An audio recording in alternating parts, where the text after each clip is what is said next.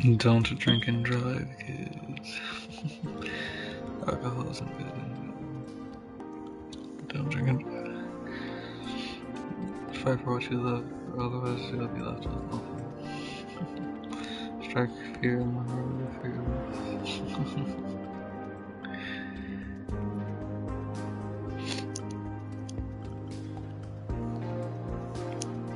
Police breathed a sigh of relief.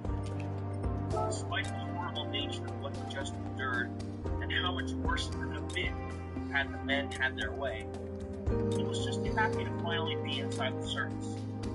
He was a good kid like that, always focusing on positive things, able to find the silver lining of any cloud. He whispered in his watch, "Hey, listen, thanks again, babe. Really saved the day." Musty said nothing, but instead read happily home. Billy signed out of the chat, turning to watch the service. And what a service it was! It was everything Billy had imagined it to be not.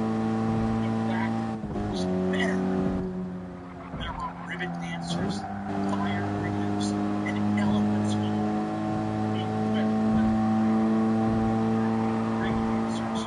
elegant black bodies with Afro-Caribbean ribbons, and men with dancers leading dances.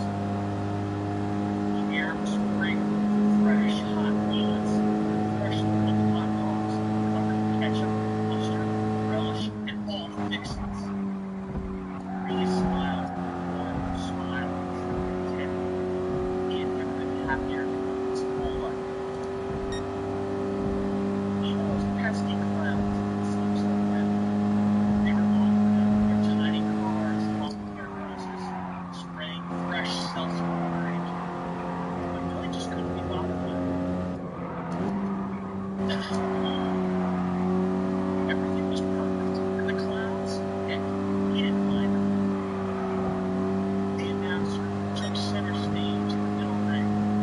It was a kind little man, finely dressed in a long-tailed, old orchestra. In one hand, holding a metal-tipped whip, and in the other, old-timey acoustic tape.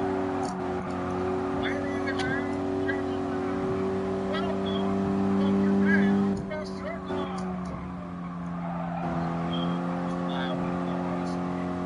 Round of music and song reel today. A curious melody.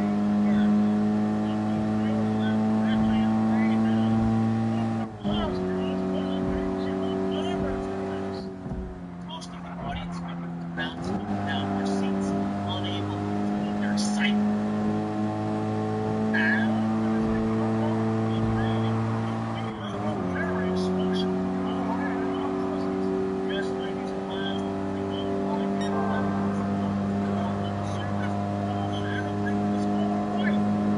Steve Orchard marched out, gave time to the boys, and whistled here and nodded, and right with the musical scooter, Steve looked right to the air pressure tanks in the back, and there were flying, really big copters, and all sorts of steam gentlemen, in helmets and top hats, and Victorian dress mascots. Everywhere. And that was beautiful. Royal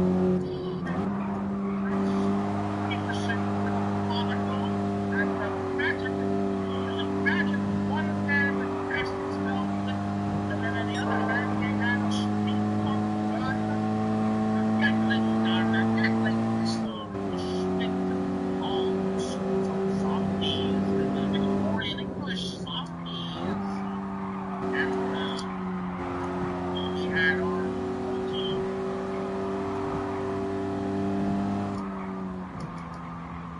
on big shoes and then jackets, Victorian steam jackets.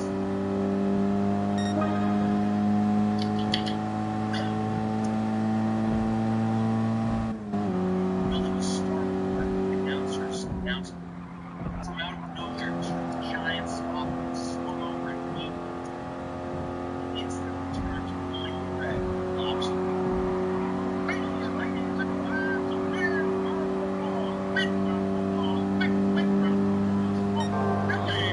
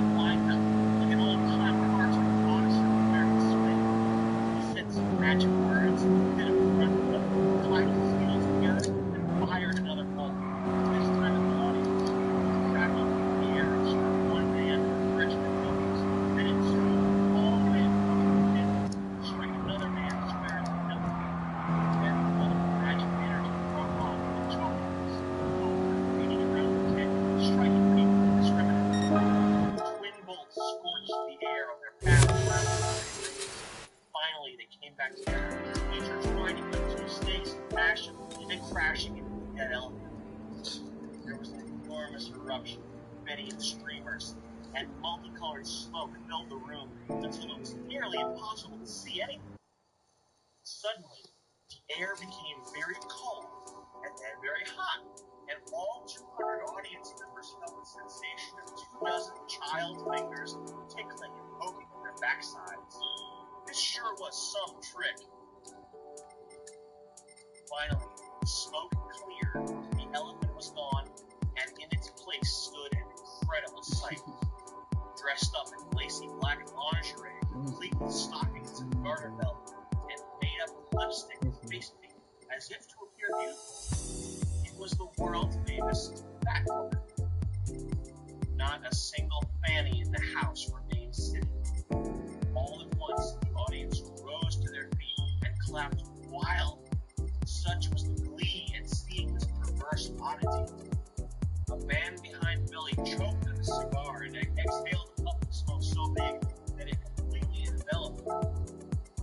Billy clapped and clapped, churning the air around him such that the smoke became a mini tornado and spun away. The Fat Woman was glorious. No one had seen such a sight before.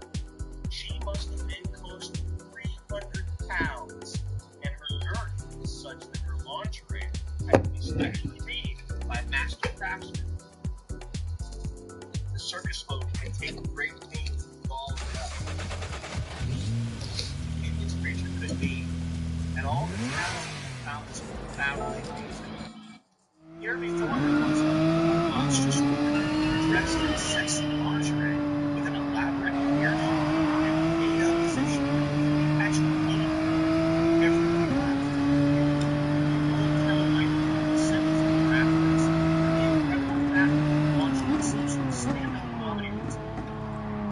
Look at me! I'm just as sexy and elegant as a normal-sized woman, she said with a knowing smirk, to a glorious laughter.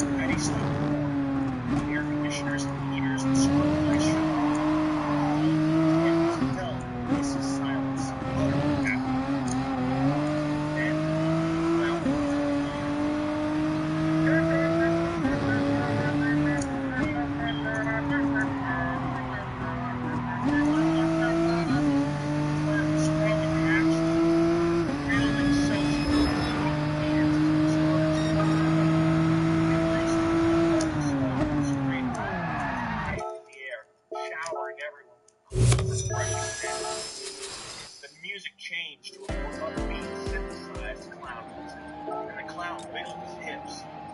People could just not believe what they were seeing.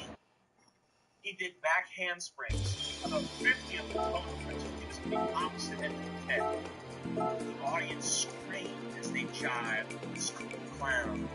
He took out a cigar, a big one, put it in one lucky man's mouth, and gave him a light. Moments later, the cigar exploded, and the clown cartwheeled his way back to the field of play.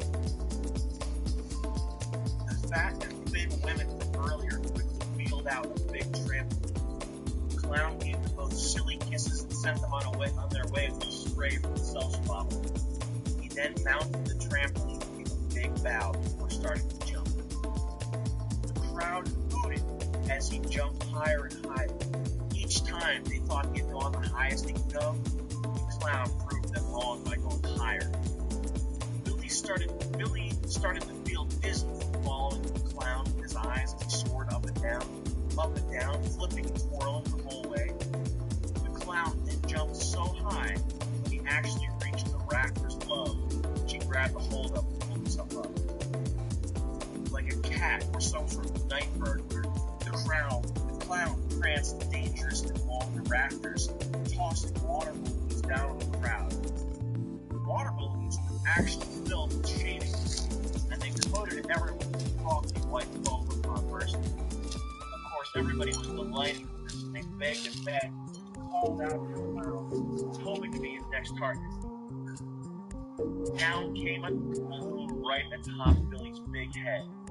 His hair must have been very soft, because this one didn't burst on landing, and so to help things along, the cigar man behind him gave him a swift kick. The kick missed the balloon, only striking Billy on the ground, and the balloon went tumbling over down 2 rows, tucking itself neatly down the shirt front of a woman in an elegant white gown.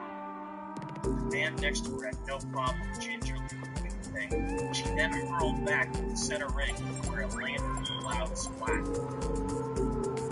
The clown swung down on the wires like a needle, snatching up one audience member's hot dog, and flew back up. He came down for a second dive, took a healthy sip from some soda cup, and again shot back in the air.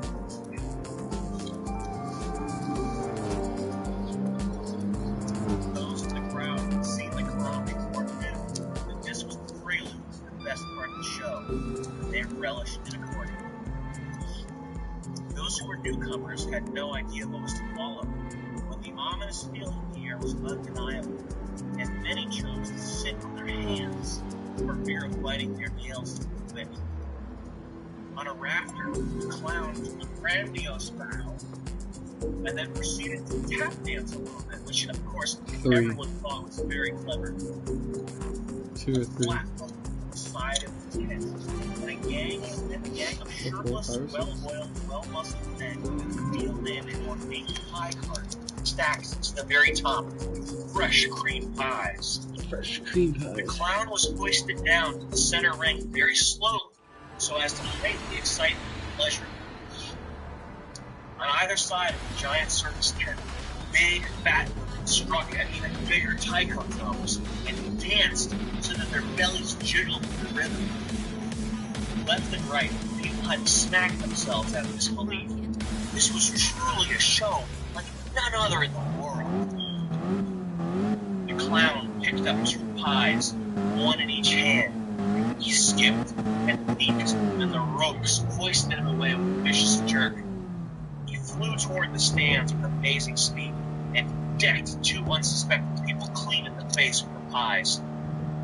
The victims had the good sense not to cover their faces. To cover one's face before a pie attack was a sign of grave disrespect, not only towards the clown, but also towards the whole circus, and any sort of face covering or flinching would result in the whole circus being shut down and everybody's night being ruined.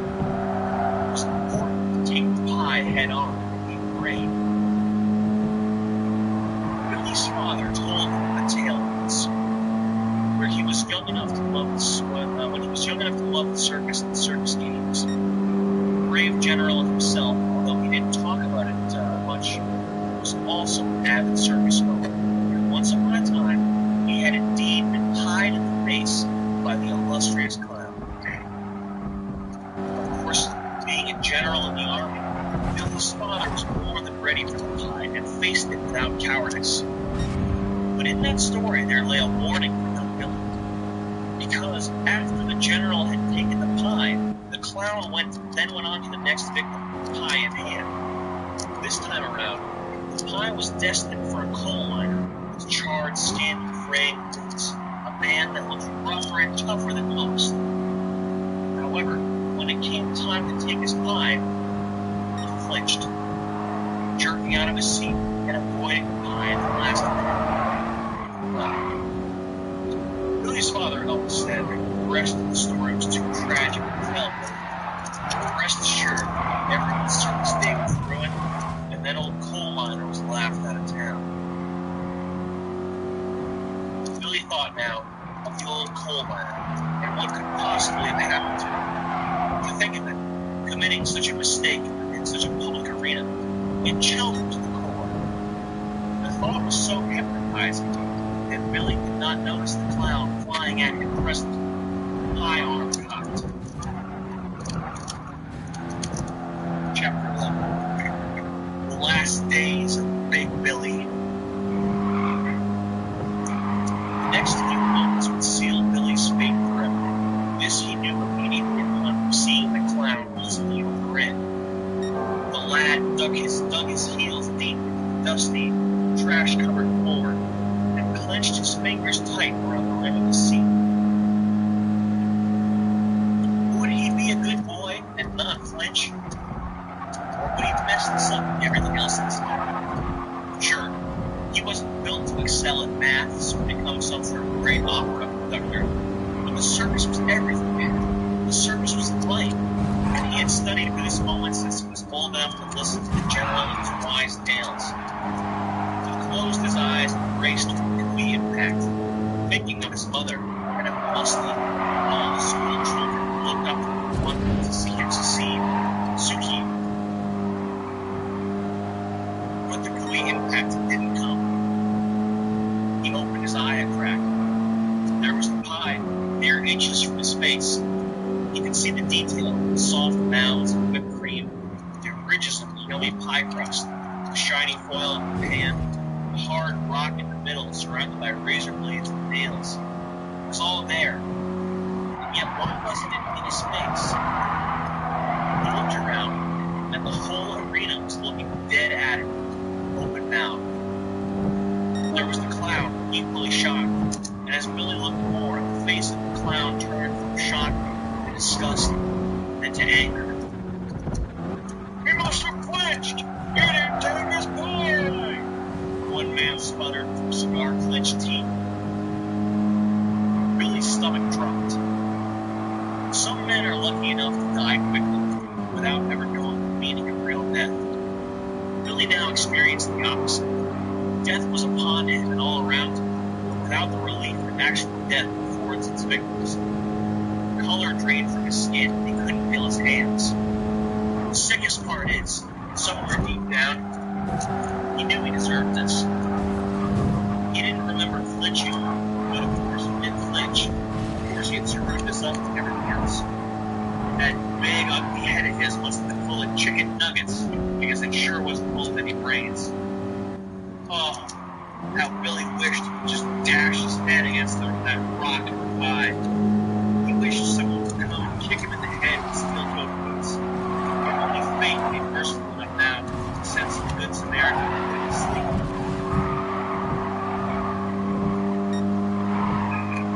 Race him up! An old lady yelled. He didn't take his pie! Cut him in two! Another voice cried. Voices continued to ring out as the whole place was calling with Billy's blood. Billy punched coordinates into his Omega watch, but the 10 must have had some sort of communication jamming technology because the watch just flipped and bleeped and went dead. He could barely stand up straight, he was breathing too fast. The cigar man behind him reached over and stripped all his clothes off in one motion. The crowd cheered cruelly. The clown was laughing his head off. What could be so funny in such a grave and horrible situation? The people in the crowd cheered and threw rotten vegetables, eating with Billy's eyes and his crotch. The man behind him evil kicked at Billy's head and neck as if he were trying dirt bike. All around, people spewed hate, and yet all the clown could do was laugh and laugh. Billy's field of vision closed down, and his ears went deaf to the crowd's noise. In the middle of the soupy blackness, there was a pinprick of light, in the center of which stood the clown. The clown grew larger and larger still, until snarled old clown teeth were all that Billy could see, and smell, and the hot clown breath stinking was all that Billy could hear. The clown reached in close, and in a hateful hiss, he whispered to Billy the truth. "You didn't flinch, Billy. I just don't like you. Fuck you." Since the clown had rushed at him, tricked him, and taken from him everything that mattered, it had only been 60 seconds, but it felt like 6 hours. Billy was now living through a slow-motion nightmare, custom-tailored only for him, and nobody, not his mother, not Musty, not his best friend Petter, not Mr. Myth Toucher, could help. And here, my dear viewers, here's where we would end our tale. We would end our tale. The hapless hero was given every gift in the world from God, and in the end, like in all the tragedies of ancient Greece, his hubris, his sense of invincibility, proved his undoing. Yes, this is where we would end, if this were a mere story. But this is not a story. This is reality. And in reality, the tragedy doesn't end quite so quickly and painless. No. In reality, the characters are given a lifetime to chew themselves to pieces, to torture themselves with the memory of their folly. I sold my car and took out a large loan, 20% APR, using my own beloved mother as co-signer, all to purchase bitcoins near their 2013 peak of $1,200, only to lose my nerve after the Chinese crash and sell everything at $500. It's a real story. I also got STDs, cheating on my girlfriend, gave them to her.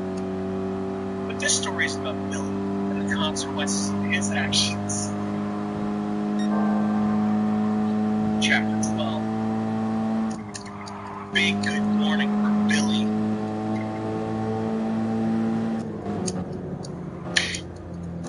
A deadly chill crept through the glass doors that nipped Billy's toes, causing him to stir. It was always like that in his 12 pod, as he lived in the forest district of the hump, and these pods were kept in particularly poor states of repair. With a defeated groan, he arose and looked out a fist-sized viewport at a bleary landscape. "Hello there, Bilbo," a digital voice wheezed. Hello, Bartholomew," said a drained Billy. Bartholomew was Billy's digital concierge, Digicon. He was the cheapest and lowest quality concierge, with barely any RAM bus and no apps. But it was nearly impossible to get by without a Digicon. And at least Billy had one. "In the news today, mister, here's the headlines. All goes on real deep. Billy got up home to say big rest." Huh. Right. Giving Bartholomew a good thwack about the noggin with a whole towel. "I've had enough of you, you fucking piece of shit!" Another thwack with the towel sent Bartholomew spinning across the room, sputtering nonsense and spraying sparks everywhere. "Ah, man, now I've really done it. Why did that blasted clown put me out of my misery? Every day is hell. Every day is hell. Oh God, how I just want to die, please. Please, God. Please, God. Have mercy. Have mercy. Kill me. Kill me. Kill me, God." Billy felt his knees. The floor had a shallow pool of water. The thermoseals must be leaking again. It was apparent that God was not going to kill him, but he'd still make sure Billy had a bad day. He could hear the clown whispering to him from the past. Fuck you, Billy. Fuck you. Billy issued a voice command or voice comm. Fridge open. Fuck The slick you, metal Billy. door to Billy's Fuck fridge you. did so. Inside, a paltry amount of food, and nothing healthy at all, just junk. Billy reached for a big tub of Breyers Neapolitan ice cream. He opened it up, and all the chocolate was gone. The chocolate ice cream was the only one that Billy liked. But Neapolitan is all they sold of dehydrated ice cream automat. So it was either an ice cream flavor he didn't like, or go without ice cream entirely. Billy wept quietly at the sight.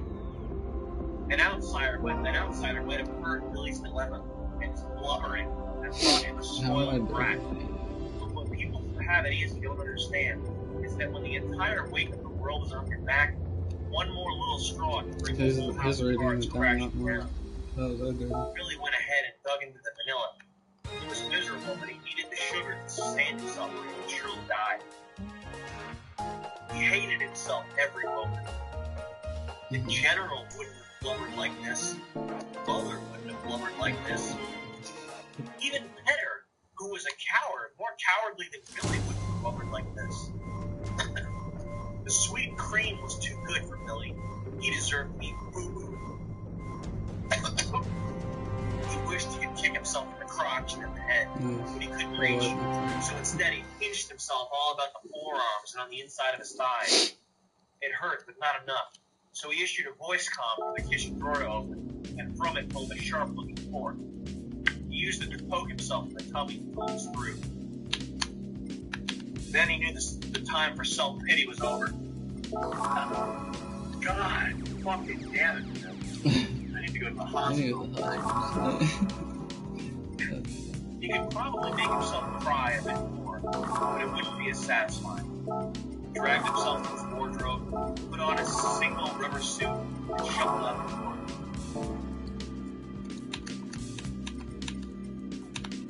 Chapter 13. Billy's big bad day. Work that day was especially tedious. Once again, he was chosen for toilet shift at the sewer plant, which was the worst possible job for any worker at the whole hub. He knew the other men were cheating him, hacking into the mainframe and altering the report so that he'd be selected for toilet shift more often than not. But he didn't care. He knew that out of all of them, he was best suited for toilet shift, because out of all of them, he was the only one with no pride. Like so many My favorite car is victims, the he let his Lexus aggressions bully him because it felt right, because it was right. Like so many victims, he deserved to be a victim. As he descended down into the toilet tanks, his radio buzzed, and out squawked the voice of young Petter, now all grown up. Billy, we need these tanks to be real clean. They're coming down to do an inspection later. Fuck you. Billy stammered. What was that last part? They're coming down to do an inspection later. Thank you, Billy. Of course, Petter didn't say F. Billy was always so kind. And he didn't need to be either. Petter got good grades all throughout school and made all the right moves afterwards. He'd taken a sizable inheritance and invested it in foreign companies, making himself a fortune fit for a king. He was a goldie, and as such, he was fit for any job in the hub, choosing for himself a cushy role as commander at the sewer plant. Petter had really made it. He had a dream job. He was able to eat rich, exotic food, and often really looked up and wondered what it would be like if things were gone differently. He landed with a giant splash of leaky goo. It was all darkness for a moment, but somehow Billy managed to fight his way to the surface. He knew the lad wasn't done yet. He still had some in him, just like his old man, the general.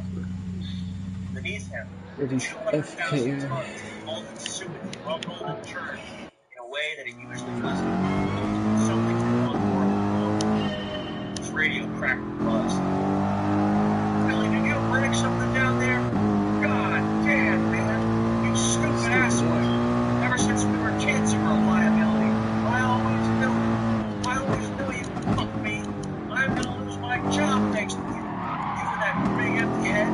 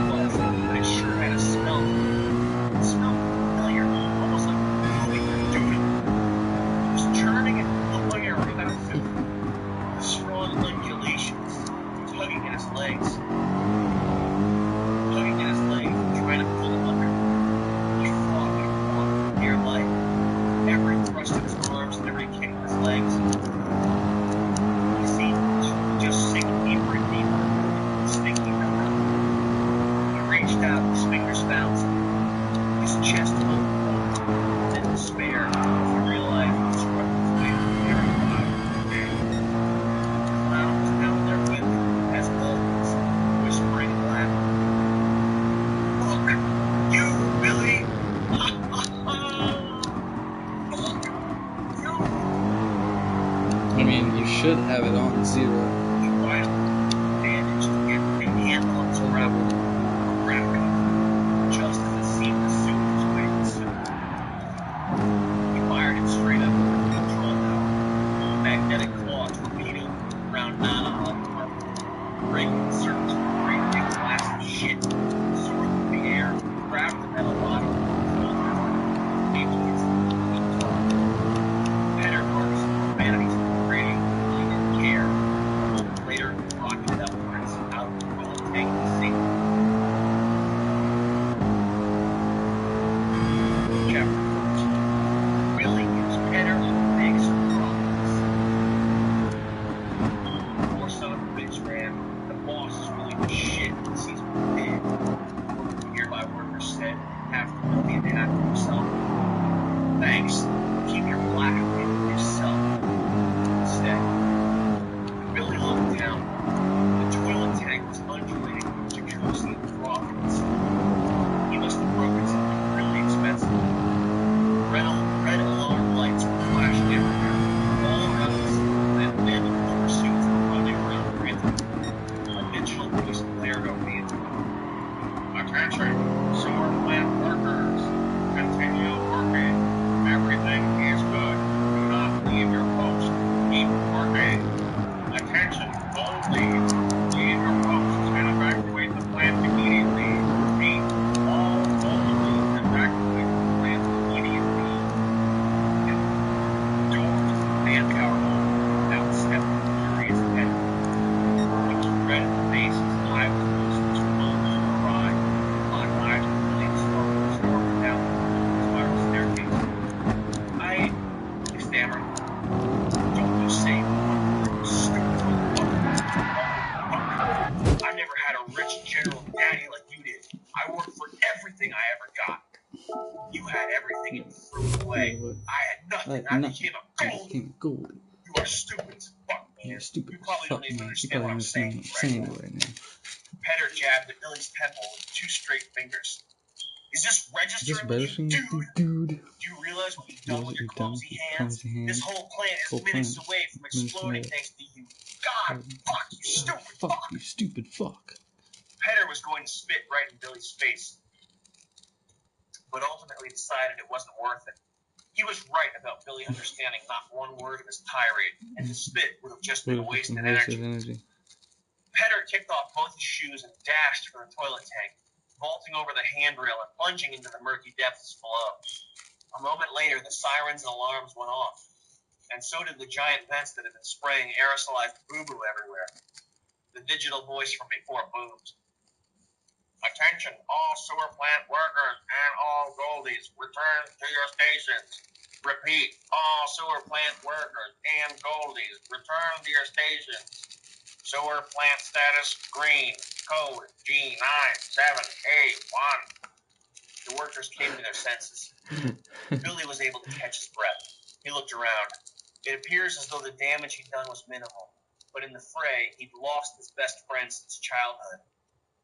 He was dumbfounded, filled with crisscrossing feelings of relief and sadness.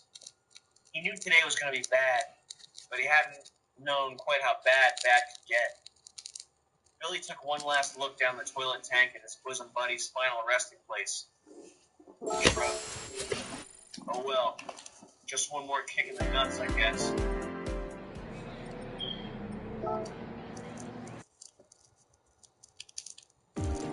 Chapter 15. Billy Not So Big Yucky Needle.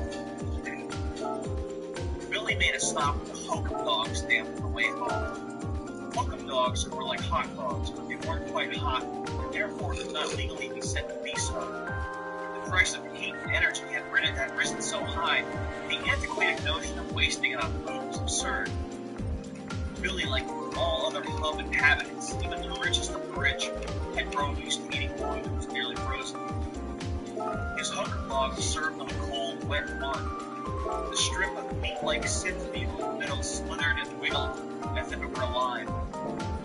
There was an app called What a Hokum available in the App Store and interfaced with one's neural synapses, causing the user to feel as though he were experiencing an expensive meal at a 5-star restaurant.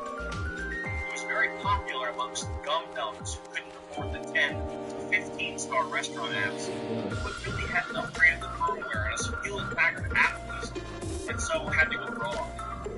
It was a disgusting flavor, but it did mean something.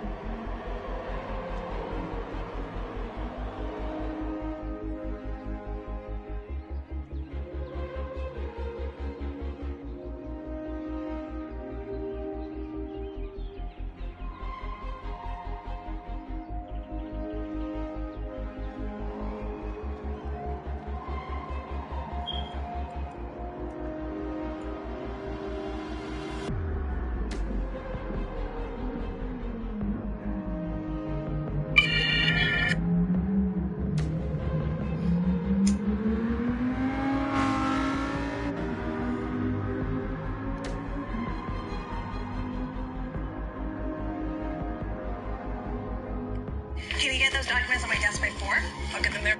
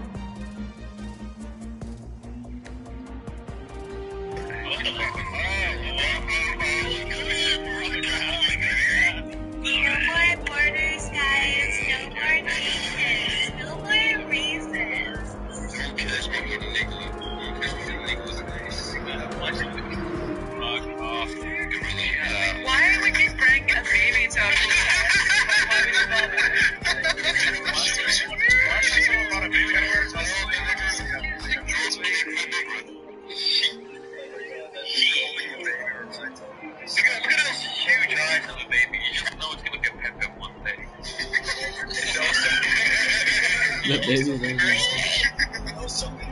How long until the baby gets to jail? Hey guys, we need to list the baby's first rental. Daddy's first rental. Same height as Remember that other protest where that woman brought a baby and like a little kid who got tear gassed? Yeah, they're like, oh, she's trying to get him to go. We need a medic! I was like, fucking idiot. She's trying to get him to go on the camera. Oh guys, pretty Vincy's there. Check her periscope. Check her periscope. No way. Full servitude. Continuing to escalate. Who will not control it? Pretty Vincy, check her periscope. Post it. She's over guru. Did Sam Hyde join the stream? Yes, man, he's been there. He's up there. Is he right now? I don't know. He's just been Look at this crowd of red-headed species animals.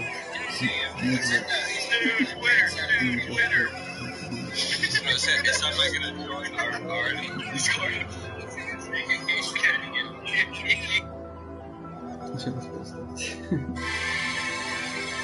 The back was all crisped up.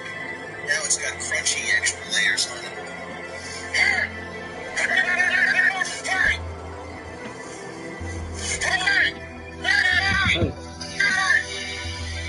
I hate this one. Some crispy, crunchy, peanut buttery backwoods. Let's do it. Crunchy, peanut buttery backwoods.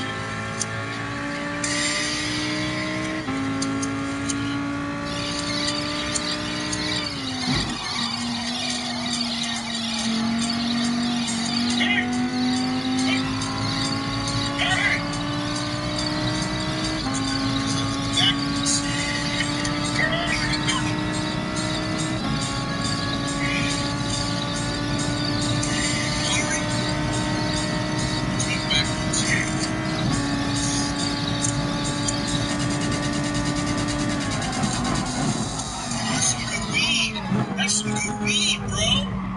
Dude, this is some good weed. Dude, this weed is so good. Oh, I'm smoking weed. I'm smoking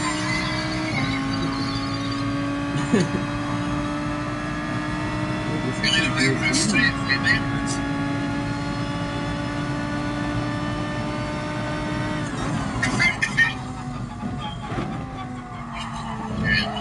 Check it out, life hacks, stoner life hacks 101. Right here, you're gonna have a combo strap.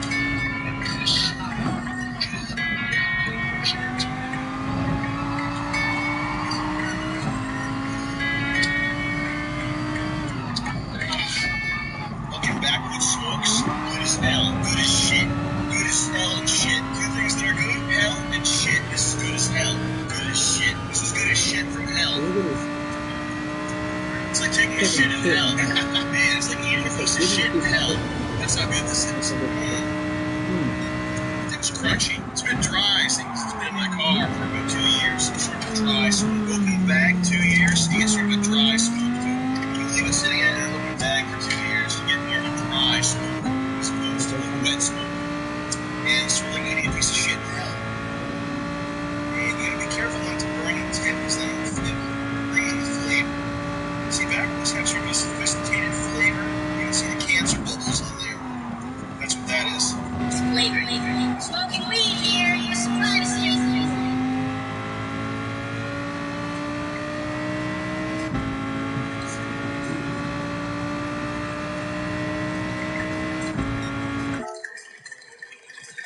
This is weed backwoods, weed flavor. Use the THC oils. So it basically makes it so that you can. You can It makes it so that make it so that you can understand comedy. and that you can make, You can make really good comedy. when you have a When backwoods you're backwards into THC. THC smoke.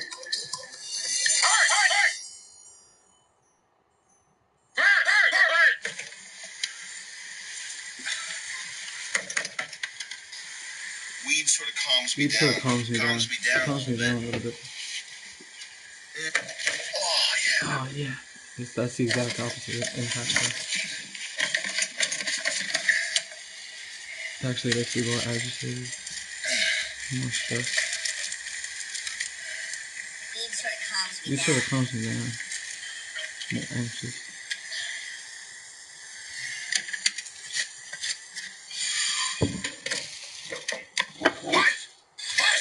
Hey. Oh, shit. Shit. The dry shreds of vanilla-flavored tobacco leaf that sort of crust around your lips when you pull it away really adds to the subtle smoking experience. experience. Subtle flavors. Subtle flavors. Is that persimmon? Hmm. Hints of Hints of sandalwood, sandalwood, persimmon, agave. agave. They use They use real for agave backwoods. for backwoods. Boy. Oh boy. This thing smokes like shit. Smokes like this shit hell. Smells like a piece of shit in hell.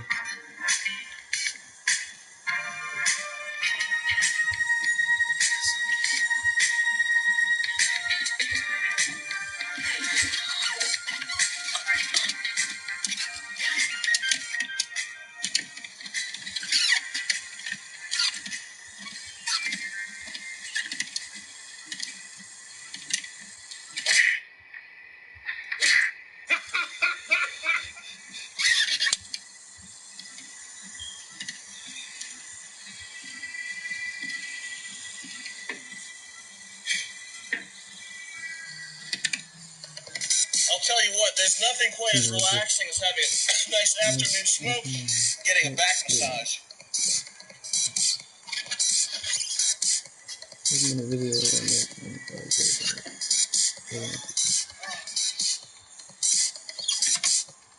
really into that combo. Really activates your cortex. It really activated my almond fibers. Really creates a triggering sensation. Really fires the neurons via an electrochemical synapses transmission that ultimately allows a functioning Homo sapien to partake in the highly mental stimulating act of contemplation. tell you One what, Man in these the Car is backwoods actually have Sam's next TV show. renowned for their smoothness. It's a cheap little smoke that smokes to the $100 This cigar. voraciously I'll tell you what, as a cigar aficionado, protocalizes my frequently smoking. melanic I'll tell you what, as a cigar aficionado who frequently smokes $20 sticks, Okay. this has the smoke of a much more expensive piece of equipment.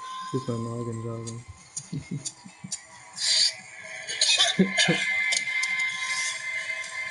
Really keep my noggin jogging. Hello?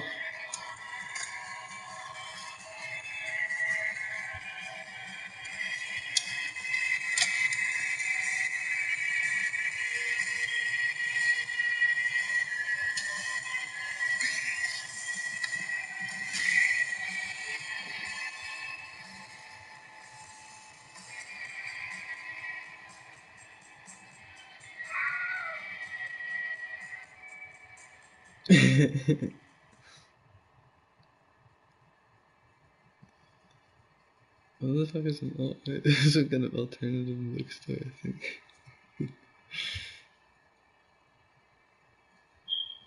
Really challenges the calculator. Really doodles my noodle. There's two people in the car, not just one. I think it says neurons fire.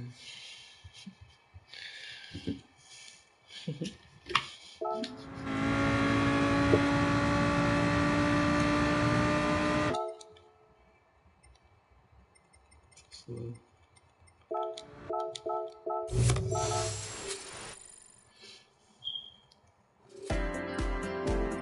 I'm faster with slow cars because it's easier to turn.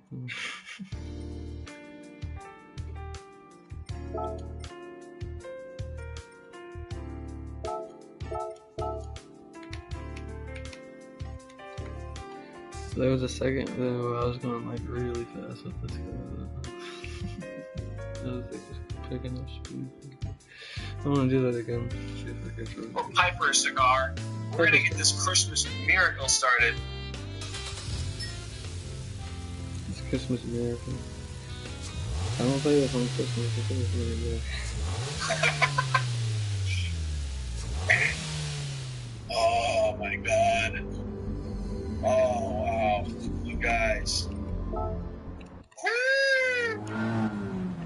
What just happened? Wow. That is something to Sitting in remember. the passenger I just seat. got logged out of all my Google accounts. Unbelievable. My password was just changed. Something's wrong here, guys. Something is wrong here. Something is wrong. Password just changed. By who? I didn't authorize it. Like, who didn't authorize it? Who didn't? Okay, let's see if I can run this back here. I'll enter my punch code into the log here. And I'm just gonna do a little tracing this algorithm. Oh man.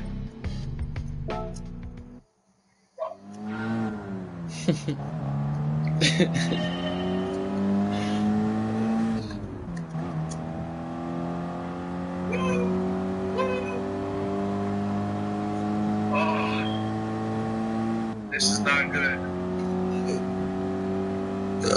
Yikes. My back hurts. Wow, this is bad, buddy. We are 35 minutes late right now. I'm in so much pain. Oh my god. Oh. I think there's only one way to make this work right now. There's only one way to make this work. Oh. We need everybody, all you players at home right now, enjoying this live stream. We want this to go down. We want this to work the way it's supposed to. I need you right now. Look at your webcams. And I need you to help me. I need you to say, go Sammy, go Sammy, go Go Sandy. Go Sandy. Please help me look into your webcams and say it. Go Sandy. Go Sandy. Go Sandy. Please. Do it for me just one more time.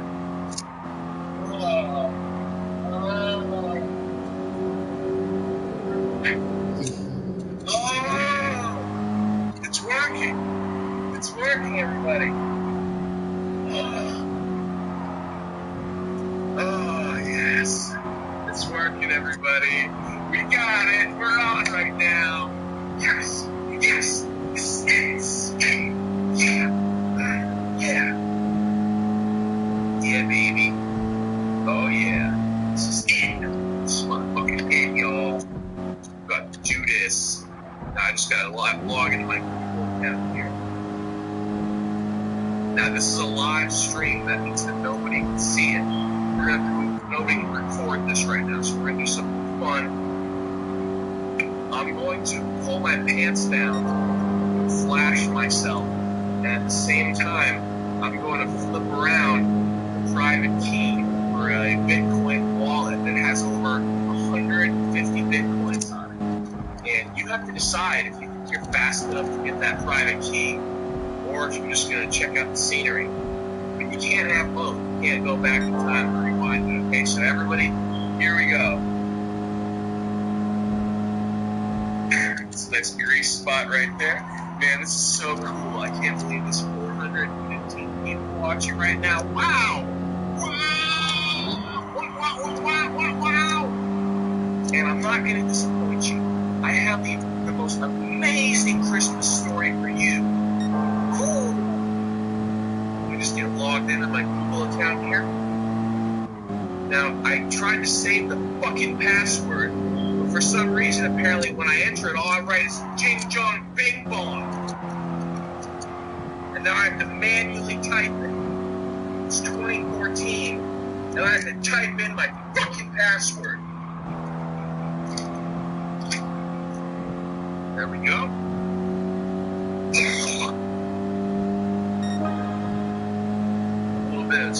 Phlegm on my gaming keyboard. Okay, you guys, you're not going to be disappointed. Now, if you're listening with your microphone, if you're able to determine my password based on my processor's noises, please don't do that. Now, I need to have a quick shave and make myself a nice, fresh, hot cup of coffee. And you folks out there at home, the story's going to start in about 2 minutes, okay? Don't worry. However, we only have 430 people watching right now. I want to get 800 people watching. So we're going to take a little break. You guys out there at home, you welcome yourselves to have a nice cup of cold, ice cold soda pop. Any flavor you choose. Just make sure it's something sweet, okay, guys? And if you want to take this time right now and make yourself a fresh, hot, piping hot bag of popcorn, knock yourself out. I'm not going to forbid that. Okay. Now let's fire this motherfucker up. Why are you saying close the door? Who wants me to close the door? Why? What's wrong? Is the light bothering you?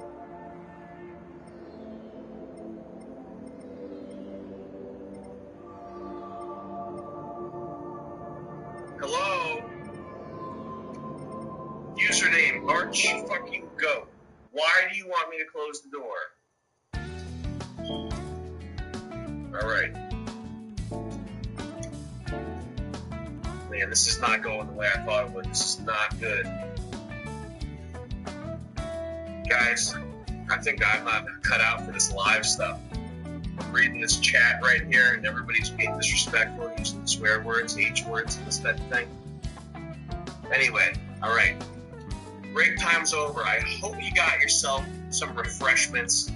I hope if you have a pipe or a cigar that you want to smoke, you have some matches that you're lighting up right now.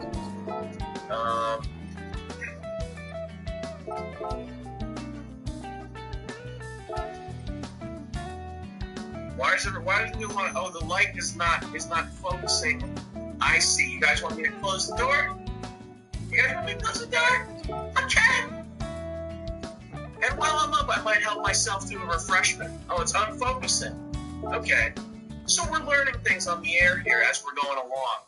I look like a real putz. Okay. Guys, help yourself out to a pipe or a cigar. We're going to get this Christmas miracle started in 2.8 seconds. Be right back.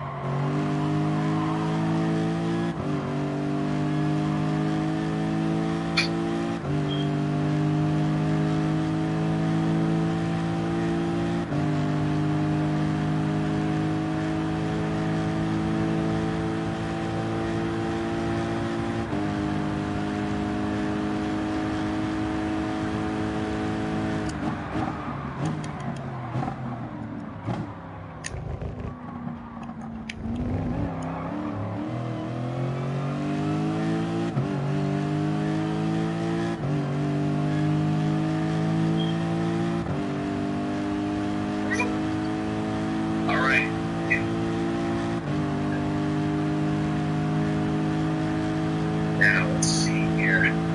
Yeah. Alright, you guys. I hope you're ready. I hope you're ready for an adventure right now. I've never done anything like this before. And this is guaranteed to be a real showstopper. I don't think there's anybody else in the game, the entertainment industry. You know, I'm a member of the Hollywood entertainment industry. And I don't think there's anybody else who's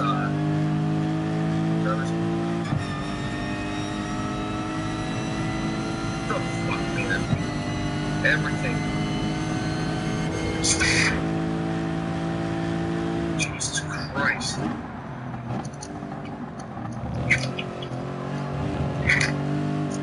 Nice. Very good. Very nice. I'm having a good day. Alright, so let's start with a little warm-up story. We're still waiting for our to break our record 800 viewers. Right now we're at 453 viewers. And we've got to have 800 viewers before we can start the story. So we're going to, if this thing doesn't stop moving up, we're going to do a little warm-up story. So here goes our warm-up story, everybody. So I'm driving through town today, and I'm going into Dunkin' Donuts, okay? And right as I'm about to pull into the drive-thru, I see a gorgeous girl walking. And she's just beautiful. She's just beautiful. And so there's a huge puddle right there. The corner's there, the puddle's there, the girl's right there. She's smoking hot. And so I speed up to about 65 miles an hour, and I take that corner as hard as I can, clip that puddle, and send a huge geyser of water spraying over to her. And then bang, I'm right there at the line for the Dunkin' Donuts drive-thru. And I taught her a lesson. That looks only get you so far.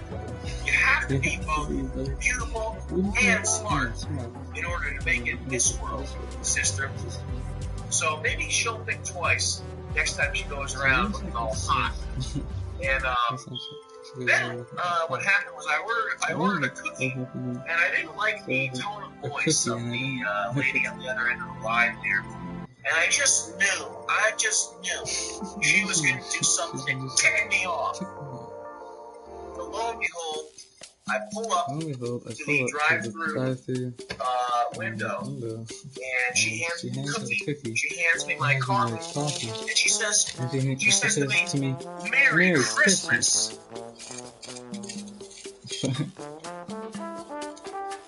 So I said, So, what do I look like, you Christian piece of shit? I called her manager with some made-up story about how she was rude to me, and hopefully I got her fired. I got her fired. That's just my warm-up story. Looks like we're at 468 viewers, and we're trying to get to 850. I might have to start the story before we can get to our 900 viewer cutoff point. So here we go, without further ado. Now, would you guys like to see an alternate camera angle? Where should I put this thing here? So I haven't done any of these videos yet. Maybe if I put it right here, that would be kind of cool, wouldn't it? I can put it right here. That's nice. I don't know if you should. What do you guys think? Should I put it overhead there? We're getting into our story here. We're scheduled for 6 What p.m. do you think I should put it? Should I put it here? Stories that really Should I put it right here? and it's going to be worth Should I put it right here? 100 times over. I like it. I like the camera up there. And I'm going to kind of a Peter Pan thing with my hat. So sort of pointy tip. And I'm going to have it blend out with that. Right there. Alright, perfect. Now we're going to start the story. If you have a pipe or a Christmas cigar, I invite you to light up right now to enjoy your smoke, because we're about to get into a real, serious Christmas story.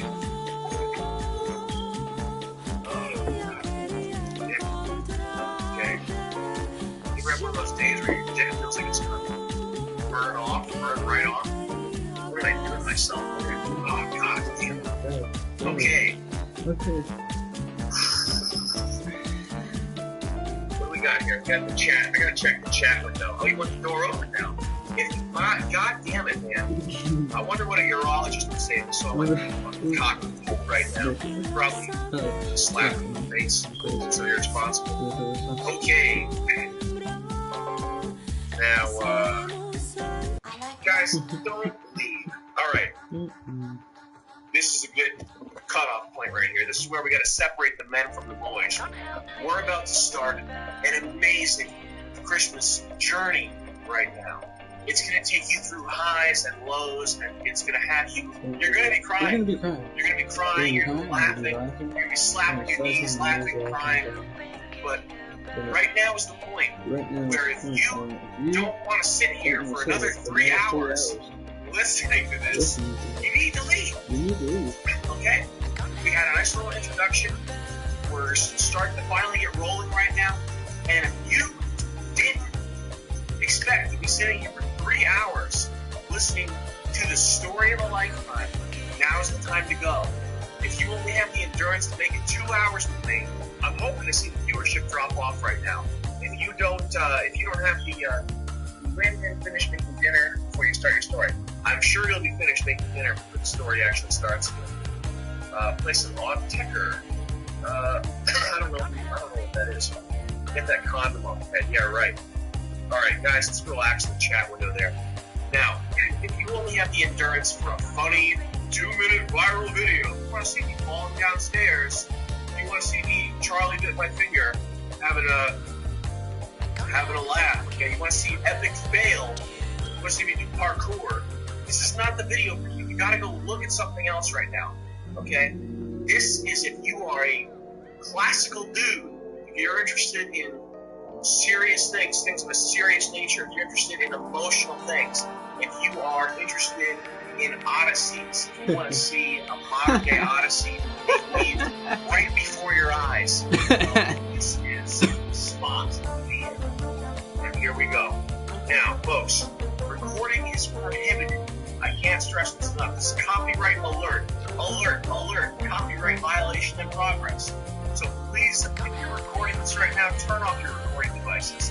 And I have a device here that monitors that and shows the level right there of 3 different people recording this. And if it gets too high, we're going to have to stop. We're recording this right there. Now, if you want to put on your favorite music and sort of orchestrate a soundtrack for yourself, Dubstep Tool hieroglyphics or whatever. You want to put on something? Go ahead. It's not going to distract from the story. And that's it. That's our warm-up. This is exciting. Here we go. I just got okay from my boss, my earphone here. We're starting the story in 10, 9, 8, 7, 6, 5, 4, 3, 2, 1. Story begin. Story mode engage. Begin the story now. Now. Now. Now. Now. All right. A few more announcements. Folks, this did everybody leave? Okay. Now, looks like we got about 1,700 people watching right now. Excellent. Right on. This is from our book. This story is an excerpt from our book. It's going to be about, 600 pages. Black and white, comics, essays, stories, choose your own adventures, all in one book. Choose your own adventures. Me, Nick, Charles, all contributing our best works, our most academic, most studied works, going into one monster book. And you're going to love the title, because it's called How to Bomb the U.S. Government. And that's the real title. Shirts coming very soon. In case you missed it in the last video, finally got the old ink samples from the guy. And I sent him the artwork today, as a matter of fact.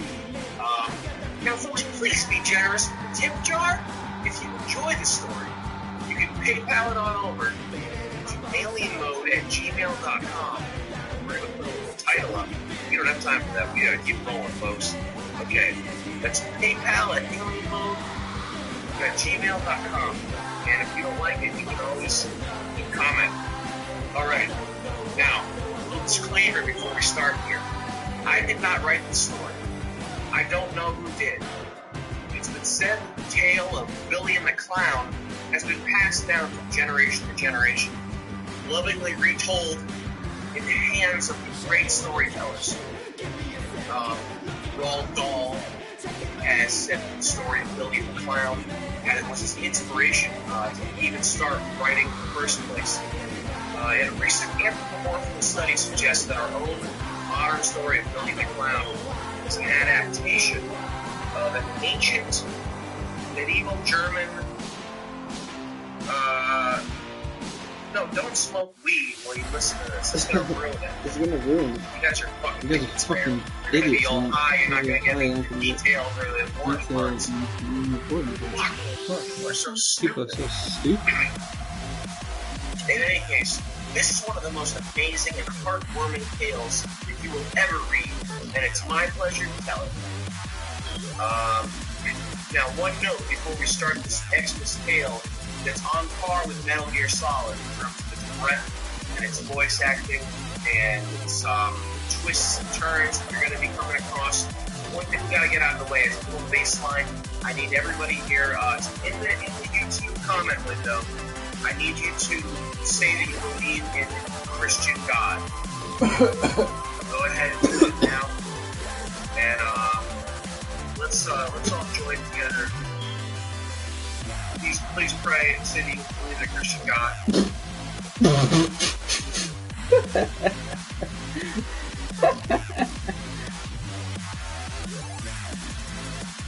Okay, excellent. Now, join me in prayer.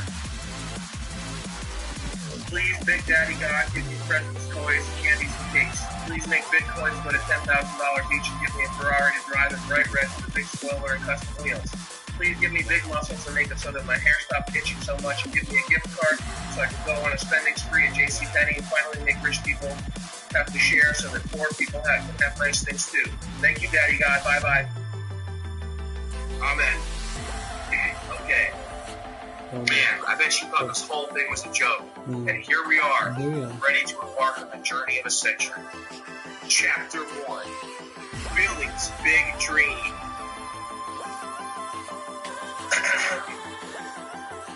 Billy was a good boy, like many others. He never bullied anyone at school. He always did well in classes. He was just an all-around good kid. He was popular, having lots of friends. And of course, young girls always teased him as they wanted to kiss him and tickle him and be tickled by him. He loved the circus more than anything. More than anything. And every conversation with Billy seemed to revert to something about the circus. How high the trapeze artists flew, or how mighty the elephants seemed when they were being whipped. The only thing that he didn't like were those scary clowns, but he could overlook those, seeing as he loved the circus just so much. And it was always, with this kid, it always went to the circus. You know, he talked to him about math homework. He had somehow managed to get on the topic of the circus. But it was fine, because he was so charismatic and his friends all loved him, so they let him,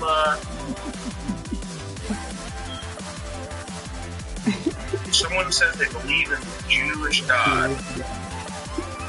I gotta block this person. Okay. So, in school, Billy's teachers always had a warm look in their eye, a glimmer, if you will, when they looked at Billy, because they knew he cared about his grades. They knew he was a student, a learned individual. They knew he cared about schooling.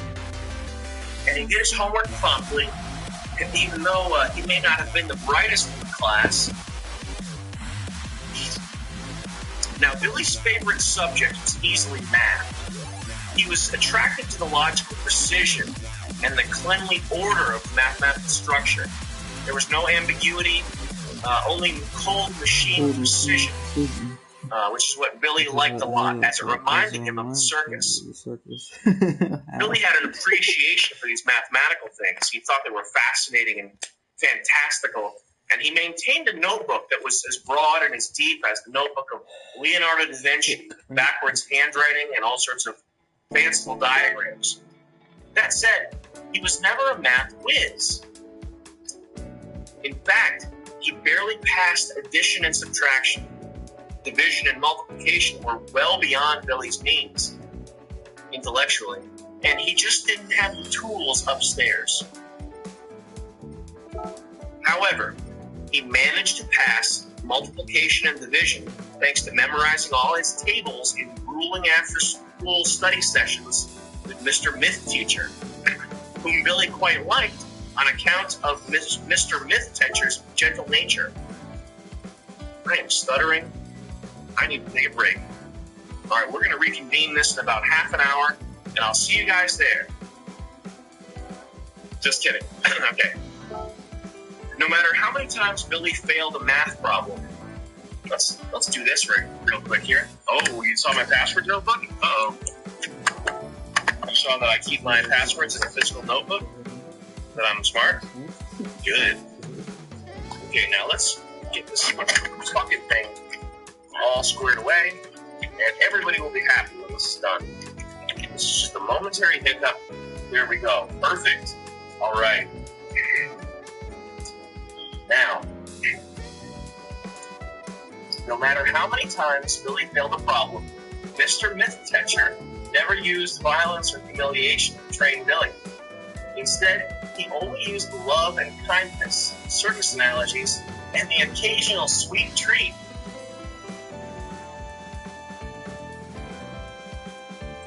One day, during homeroom, Mrs. Teacher had everybody stand in front of the class.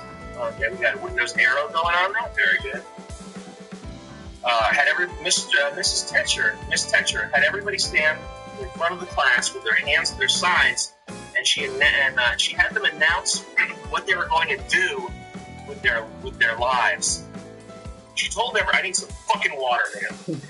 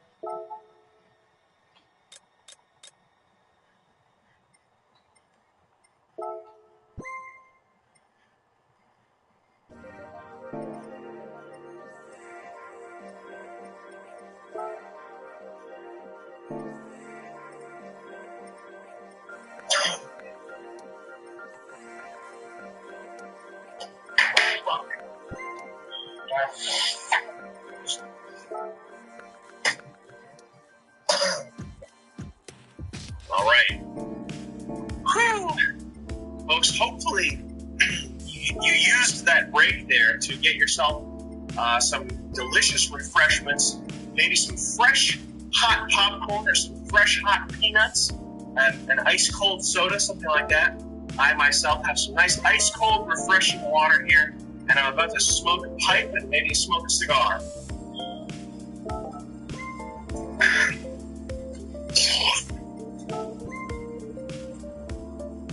Just check the price of Bitcoins right now.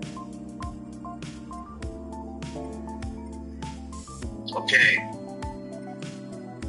What someone in the chat just asked, what happens to Billy? Well, you stupid fuck, I'm gonna tell you. That's what the story's about. Oh my god. We're having a bad day here at MDE headquarters. I'm thinking about killing myself. Okay, here we go.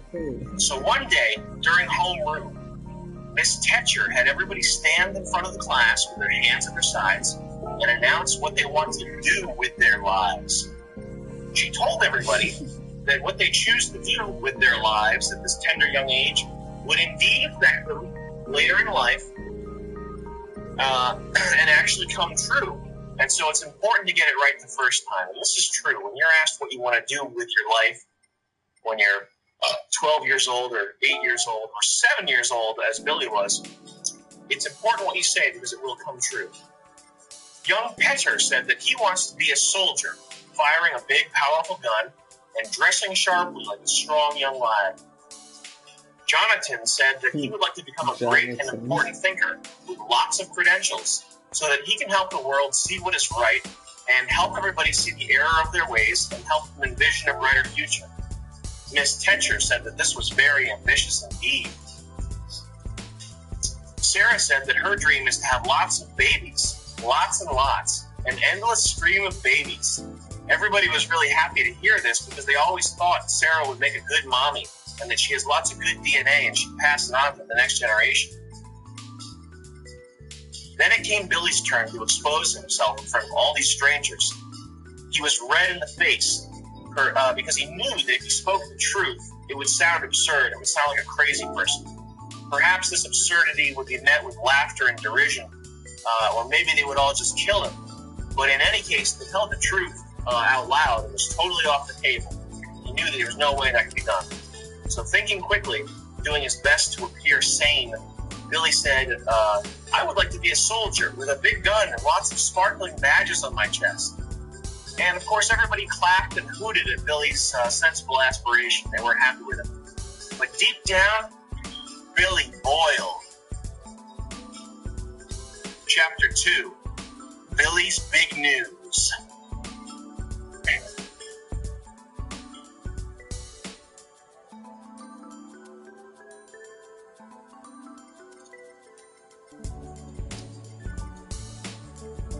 Yeah, this is awesome. We're already on chapter 2. Man, this is great. Let me just get a sip of this ice cold, refreshing water.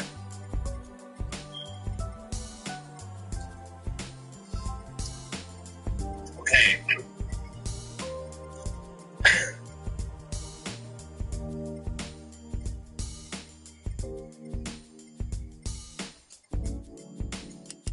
Is this on Reddit right now? Are you guys upvoting this on Reddit? Seeing a lot of action in that chat box. I hope everybody's enjoying the story. Let's all make this video full screen and try to really get into the zone here. Because I'm telling you guys, this story hasn't even started yet. It's going to fuck you up. You're going to have nightmares after this. Here we go. Chapter 2, Billy's Big News. Later that night, Billy's mother came in with scented massage oils and all kinds of sugary treats to help Billy get off to dreamland. He was in no mood for such trifles, however, and he shooed his mother away with a flick of his hand. He curled himself into a tight ball and tore at the blankets quietly. His nails hurt, his eyes throbbed. He relived his classroom performance with 1,000 different endings. In some, his classmates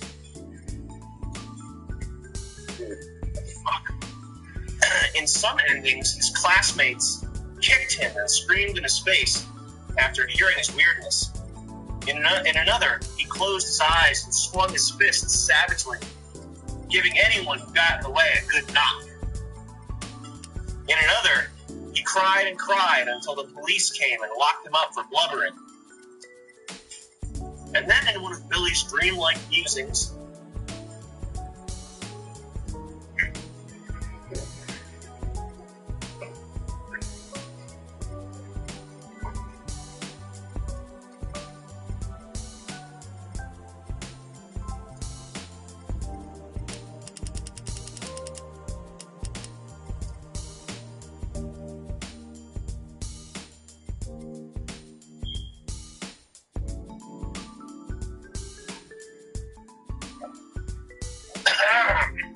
and then, in one of Billy's dreamlike musings, he stood triumphantly on a podium, holding a trophy for Best Boy. All his faceless classmates clapped and hooted for him. They poured their love into him. It was so pure. Miss Tetcher was beaming the warmest smile and hugging everybody because Billy had self-actualized and become more than a man. Billy was a man, but he was a man of his own design. A man not on anyone else's terms but his own. I'm God! I own this! This is my world! I'm God, bitch! He screamed, beating his chest. He held his trophy high and said, my life goal is to go to the circus. At last, Billy was able to smile and fall asleep. He wasn't man enough to tell the truth in real life, but at least he could speak freely in his dreams. The next day at school, there was a big crowd gathered around. Some were whispering, most were yelling like apes and getting quite rowdy. Billy grabbed hold of his best friend Petter by the arm and drew him aside. What's going on? Billy asked. You dolt, Billy. You mean you don't know? I swear to God, man, you must have mashed potatoes in that big head of yours. How come you got such a big old noggin if you're so slow? I thought big heads were supposed to be smart. Pay attention, you dummy. It looks like there's some kind of big circus coming to town and everybody's excited, Petter replied. Petter pulled away with a spiteful glance at Billy and dashed off, joining the fracas once more. Billy stood motionless, his jaw dropped on the floor, and his eyes began to sparkle like the most expensive diamonds. This was it. This was Billy's moment to do what he had wanted to do for so long, to finally go to the circus and have a good time. He was so sure that his life was only ever going to be pure hell, but today he felt sunshine through the clouds. He knew that there was a God after all, that there was a heaven, and sometimes, even though life can seem like a hell, you can get what you need to get by. The whole rest of the day, Billy went from class to class with a blissful, blank look on his face. In sociology, they all learned how important prison is. In math class, the teacher talked about how to survive on less than $1 a day. In science class, they talked about all sorts of exotic poisons. All these things are things that Billy would typically he would be wrapped. Very interesting topics to him with his Leonardo da Vinci-like intellect. But today, they had no effect on the lad. Instead, Billy traveled the world in his dreams up here. He envisioned a perfect land of circus fancy. Only in Billy's fantasy circus, there were no clowns. Everybody in the audience was laughing and cheering, screaming at the top of their lungs for the circus to never stop. Elephants charged out in regal adornment. There were lions and, of course, men whipping the lions nonstop to make them dance and play. It was just a fantastic scene. The circus tent was as big as the world. It wasn't just a three-ringer. This one went on forever and ever, and at each ring, a sight more fanciful than the last. Men in top hats and elegant tuxedos barked orders down megaphones. light young bodies swung from the rooftop on trapezes made of gilded metal and lacquered wood. There was a whole squadron of Eastern European adolescents whose creamy flesh radiated heat and life as they all slithered around with a pile of snakes. Then he snapped out of it. A bell rang somewhere. School, yes, back in school. The day was done, and every second of time passed meant that the circus was that much closer. Billy gathered his books and his clothes and walked home. Man, I hope you guys are starting to get heated up right now, because I am. And I'm telling you, we're not even raising the surface of this motherfucker. All right, here we go. Now, if you have a pipe or a cigar, now is the time to light it up. And if you have a ice-cold soda, now is the time to crack the top.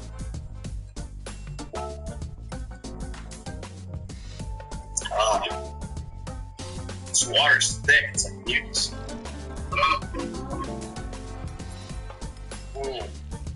There's something pungent about it. It stinks a bit. Okay. Now, should I try to, be back like this and try to look cool? Hey! Oh, wow. Got the old back thing going? Very nice. All right.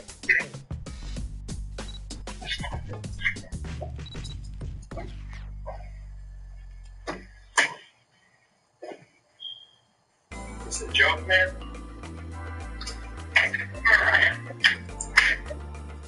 Should I sit on the floor Indian style? Is that what I have to do to be comfortable? Some fucking joke? There we go. Yeah, there we go. Nice office chair. Wow. Perfect. Oh, it's got a reclining action. Say no more. Oh, is this the chair I was just sitting in that was making me feel like I was being tortured? No? I want to be like Dragon Ball Z. That'd be cool looking. Okay. There we go. Perfect. Wow. What a wonderful day. This is only 40 minutes long so far? Jeez. Okay. I need a hat. Definitely need a nice hat for this. How about a turban? Because we're going to the far reaches of the earth. We're going to ancient India and back. So why not put a turban on?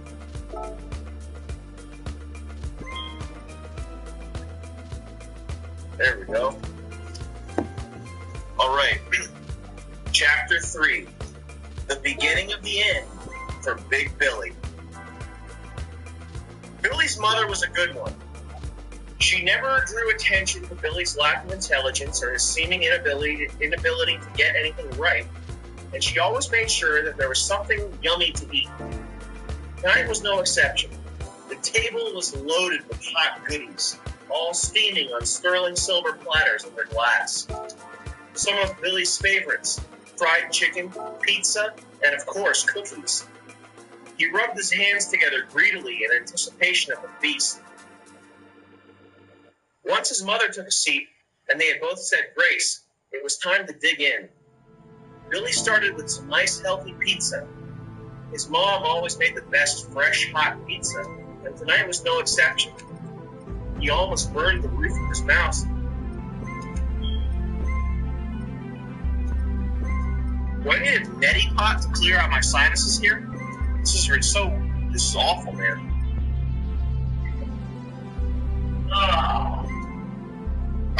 Gotta do some yoga poses real quick. There we go, that's what I needed. I needed my spirit color, red, get me pissed off. Alright. Now I'm getting ticked off. That's just what I needed. Now, why do I feel like I have a booger the size of a small car in my nose? Fuck, man. This doesn't look good. I feel like I'm a bum right now. But the show must go on, and what a show it is, you guys. This story is going to rock you. Trust me. Trust me. All right. Once his mother took a seat, and they had both said grace. It was time to dig in. Billy started with some nice, healthy pizza. His mom always made the best, fresh, hot pizza, and tonight was no exception. He almost burned the roof of his mouth on the scalding cheese, but luckily he doused his gullet with ice-cold soda just in time. The combination of sweet soda and salty cheese activated pleasure centers that Billy didn't even know he had, and he belched appreciatively. Billy's mother gave him a stern look, reminding him not to belch at the table, but she knew he was in hog heaven right now and not to be interrupted with such silly reprimands. She loved feeding him and loved making him happy. She lived vicariously through him in many ways, and in knowing that he was well fed, nourished her soul in a way that food could not. Billy went in for another handful of candy, and she smiled. "So, anything interesting happened at school today?" Mom asked. She resisted the temptation to ask Billy if any girls had started playing with him. "Yeah, Mom, the circus is coming to town. I can't wait to go.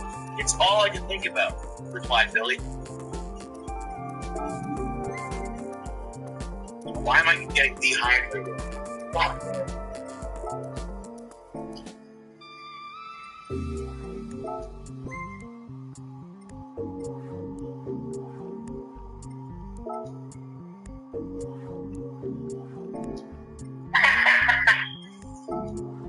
Someone's asking in the chat here, how long is this shit?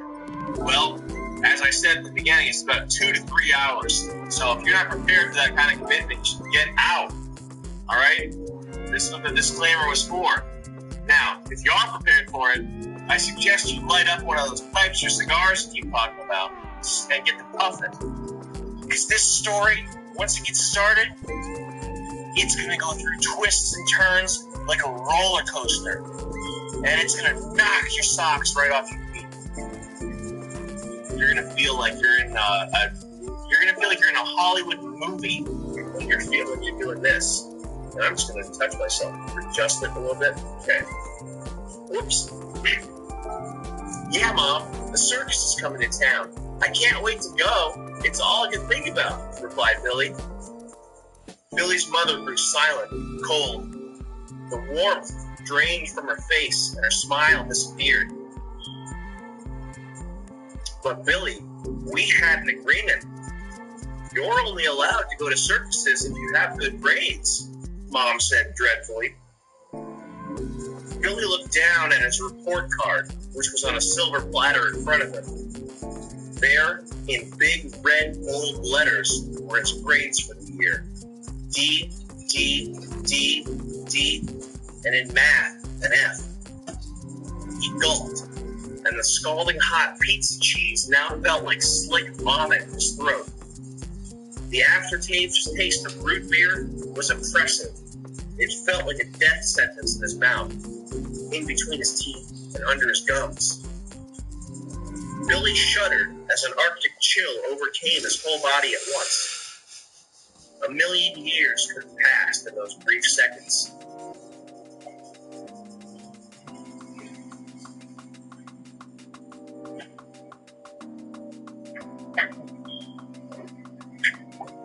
No.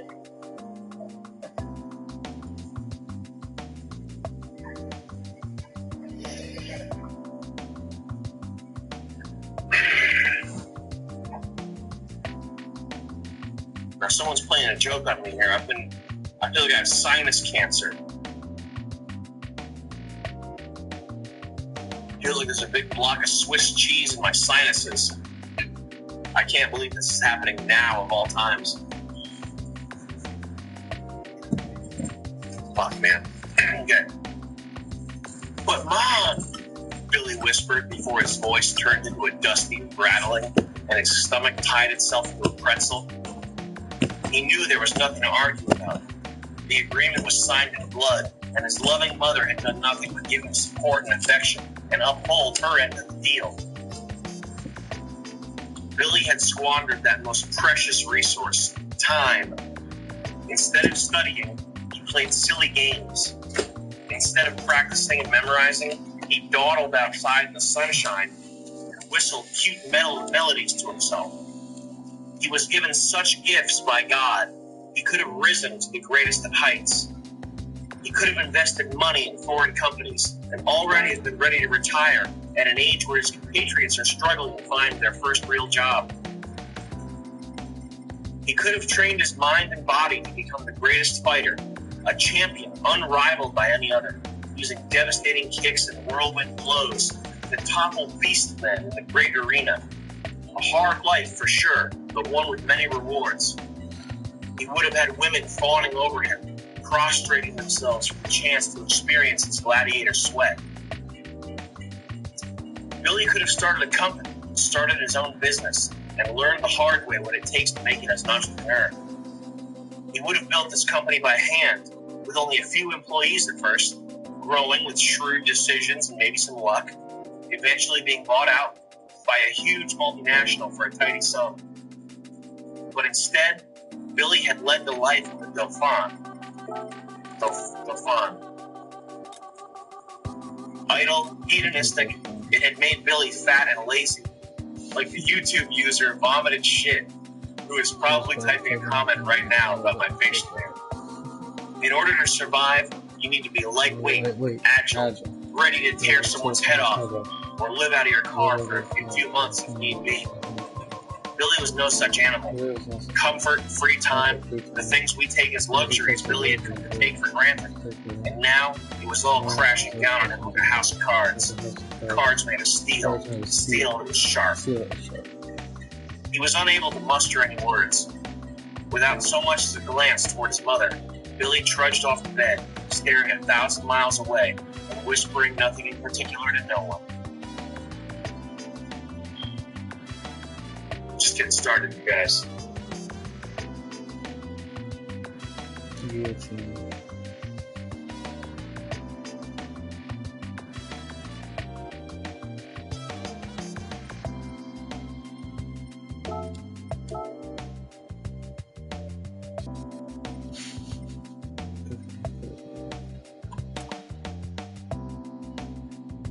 There we go. Okay. That was another little pipe break. If you need to relight your pipe, or perhaps start a new cigar, or a new cigarello, or maybe a little cigarette, you go ahead and you light up. Hopefully you have yourself a nice slice of fresh, hot, cheesy pizza there. It's ice cold, refreshing soda. Cheers. I need to go get some Sudafed or something. I might need to go get a coffee, as a matter of fact. Actually, some Sudafed. Alright, some left. Alright. It looks like we're losing a few viewers here. And that's actually a good thing, because the people who remain are going to be the ones who are in it for the long haul. As I said, this is a 2 to 3 hour story. But,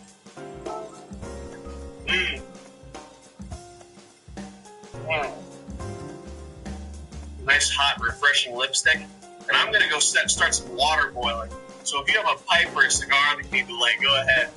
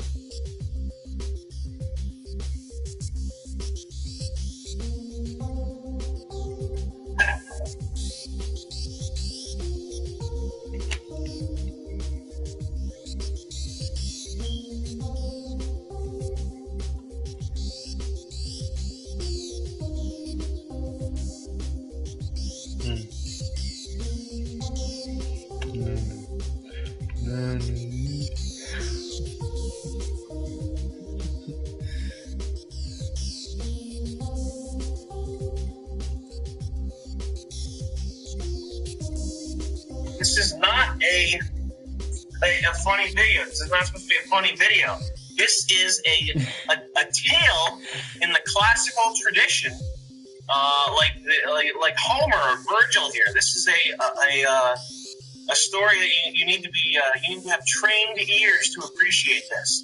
So, like I said, if you guys want to see a funny video, get the fuck out of here. I don't know what 480 people are still doing here. This is going to be a 2 to 3 hour story. I'm on chapter 4 right now. There's 22 chapters. We're on page number 9 of my story. There's 65 pages. So if you're not having a good time right now, you should go. What are you waiting for? I'm not going to start jacking off on camera. All right, let's see what we got here in the comments section.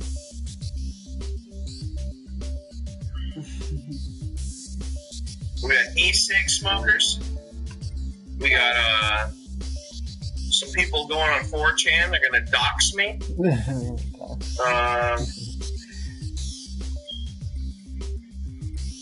What else we got here? Got some cool little emoticons. And folks, like I said, if you have a pipe or a cigar of some sort that you light right now would be the perfect time to take a little break and light that up. And I got some water boiling. Let me just set the timer there. And in 60 minutes, that water's going to be all boiled up and ready for me to pour on myself. Put that right there. And let's see.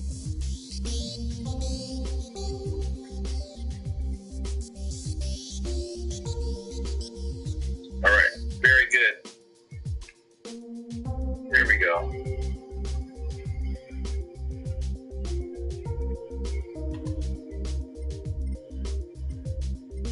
All right, looks like we're ready to continue here.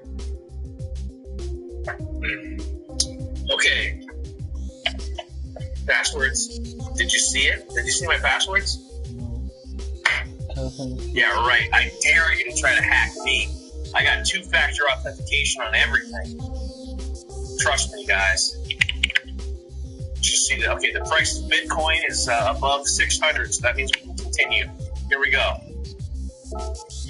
Chapter 4. Billy's Big Black Cloud. The next day, Billy went to school again, absolutely sick with grief. All his friends knew there was something wrong with him, and they all knew it would be better not to awaken whatever rage was lurking by trying to help him out.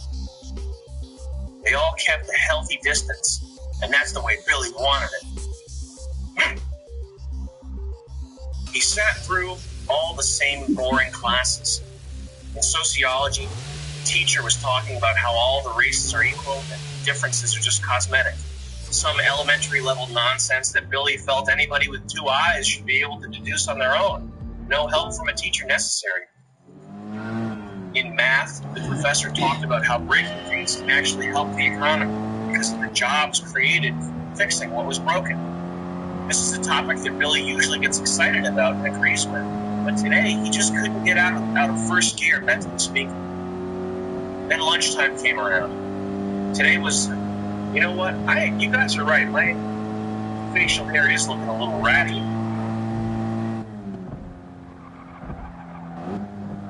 There we go. Now I'm starting to look like Tom Cruise here. Very cool. Okay. Very nice. That's a little bit fuller looking, don't you think?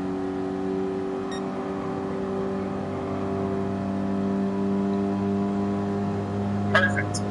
There we go. I don't know why I didn't do that before. Why I didn't do that before? It looks kind of cool. That's kind of awesome. It's like badass. Fuck yeah. What? It's tight.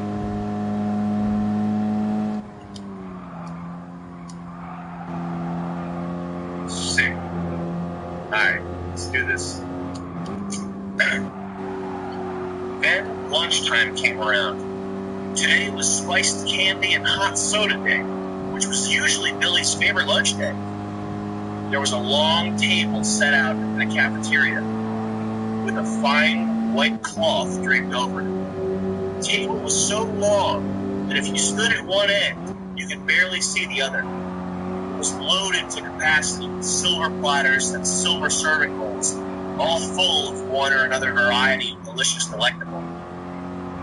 Tall bun coffee machines brimming with syrupy soda were set out as well. At the bottom of each bun coffee machine, rubber nipples that dispensed soda were dripping and pulsing, ready to be tapped by the lucky boys and girls. Now, this extravagant affair usually would pique Billy's curiosity at the very least. In fact, some days he'd be foaming at the mouth and chomping at the bit, ready for some of that sweet, delicious candy. But today, the feeling just wasn't there. It had been over an hour since breakfast. Normally, he would be famished. But for some reason, today the candy just didn't have a good taste. You know how some days the candy just doesn't taste good. When you eat some candy, and it's not as sweet as it should be. The piping hot soda felt lukewarm to him. His heart just wasn't there. Billy sat like a black cloud at his usual table, surrounded by friends who were all laughing and stuffing themselves full. Maybe this reminds you of something. You know, going to high school, you're in high school, all your friends are laughing, having a good time, and you feel like crap about yourself inside, and you want people to notice you and pity you, and you say, hey, what's wrong? Hey, Jason, what's wrong, man? What's going on? But they don't. They're only concerned with themselves, and that's the thing you gotta learn at an early age. Born alone, you die alone, and along the way, you're lucky to get a kick in the nuts. You're not gonna get any helping hands. So when you're at lunch and your friends are laughing and you feel like crap about yourself, pick yourself up, man. Invest some money in some foreign companies. Start being an entrepreneur. Don't be a blubbering coward like Billy is right now. He redeems himself. He'll redeem himself. But in the meantime, he's got some lessons to learn, and you would do well to learn those lessons quickly. Billy wanted his friends to notice him pouting and fawn over him. He wanted their day to be ruined as well. He wanted anything, some sort of attention. But they would just not acknowledge the funk that he was in. They kept laughing, tossing jawbreakers into each other's mouths, catching, playing, and tickling, pouring hot soda everywhere. Now, the whole time, Billy's mom had been watching the events of the day through a wireless webcam that she hid on Billy's shirt collar. Billy didn't know it, but all his pouting and bellyaching and blubbering, all his pain and anguish, his mother had been watching right alongside him. She was a stern woman, and she always stuck to her guns when it came to the rules, but she also had a big heart, a big one, big, and when it came to her son, she would do anything. She would do absolutely anything for her son, no matter how degrading. She cried tears of pure sympathy watching Billy get along so painfully that day. Billy carried on as one does. You know what's pissing me off? Someone left a comment saying, I'm a hipster drinking out of a glass jar. What would I be drinking right now if I weren't a hipster? If I were drinking Gatorade out of a plastic bottle, that fucking satisfy you, man? What do I need to do here? Yeah, I'm going online and looking at reviews of records and picking out vinyl records here. If I glass jar, it's got kombucha in it. Go fuck yourself, fucking idiot.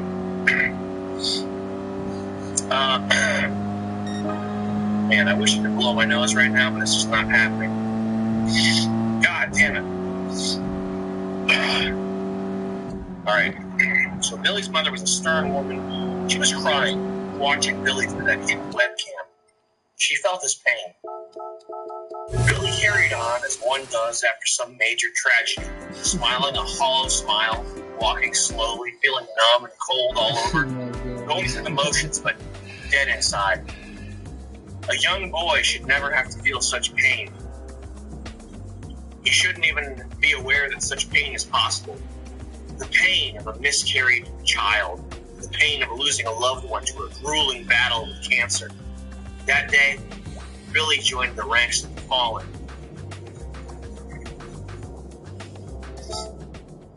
He went home, sitting at the back of the bus, away from his friends. He sat with his head down and his hands on his lap. Gone was the jubilant, boisterous lad that had once terrorized the other boys on the bus with boogers and noogies and all sorts of boy play. Now there was just a strange kid there, one whom nobody wanted to talk to or look at or have a laugh with. And all throughout, his mother watched on the webcam streaming from Billy's shirt. She saw the ups and downs, the trials and tribulations of the young lad, whom she had raised so gingerly. She understood the gravity of this moment. She understood that if she didn't act, Billy would be broken forever. She had visions of him growing up in a home for juveniles, being subjected to all the weirdnesses that young delinquents partake of, strange games in the showers and undercovers at night that nobody should play. She knew all this because she used to run a juvenile home called Lord of the Flies Home for Desperate Tramps back in Cleveland, Ohio. And so she acted. She did the impossible, bending one of her own rules to save a boy's life. When Billy gets home, he'll be in store for the surprise of a lifetime. And I think that's a good stopping point for me to go make this coffee right now. You at home, if you have a cigar or a pipe, savor it. Take a long puff. Take a big long puff. Maybe relight that pipe if it's gone out. If you're enjoying that pipe so slowly that it goes out and you need to relight it, go ahead, go right ahead. And I will be back with you in about 5 minutes, 2 minutes, not even that long. It's just a brewing some little coffee here. So, be right back. And put something comfortable on. If you're wearing jeans, if you're wearing something restrictive, put on something more comfortable.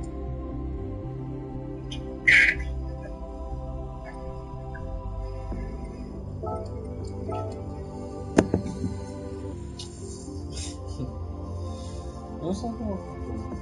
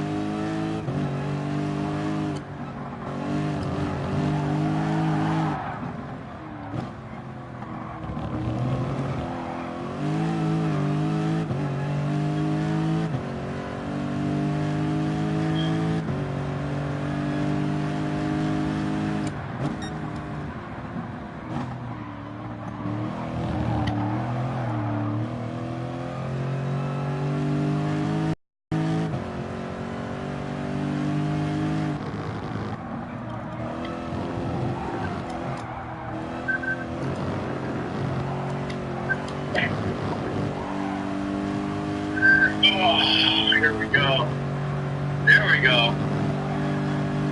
Wow. Now I'm ready to really get to rocking and rolling, and I think you guys are too. You can check out what you're saying in the chat window there. Very nice. And I got some fresh, hot, piping hot coffee grounds in it. And I'm just going to go around my finger and collect those. Ow, it's hot. There we go, some nice coffee grounds. Very good. I'll be sipping those a little bit. And I got my pipe here. I'm going to load up my pipe and smoke it. Is this what you guys do? How do you change the smoking in there? Is this what you guys suck on? This is what everybody has here? Right? You load this up with some herbs, and the herbs make you smarter, right? You suck on this little glass dick. Very dignified. Cool.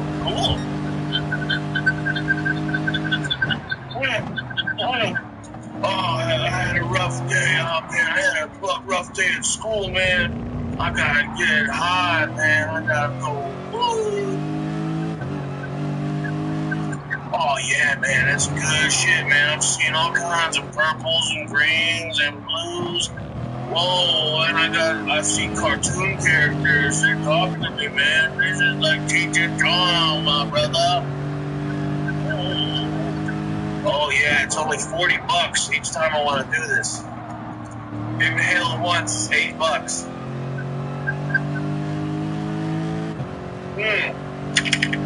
Oh, yeah, I'm an adult. I'm dignified. I'm doing something cool. Fuck the law. Fuck the police, man. There we go.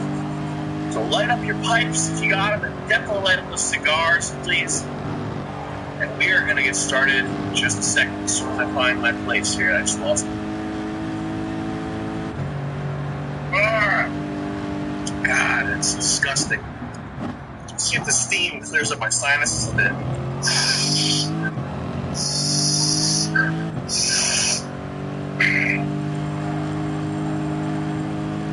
It's full of coffee grounds. Very good. Chapter 5. Billy catches a big break. Billy slammed the giant ornate brass doors behind him spitefully as he walked in the grand foyer.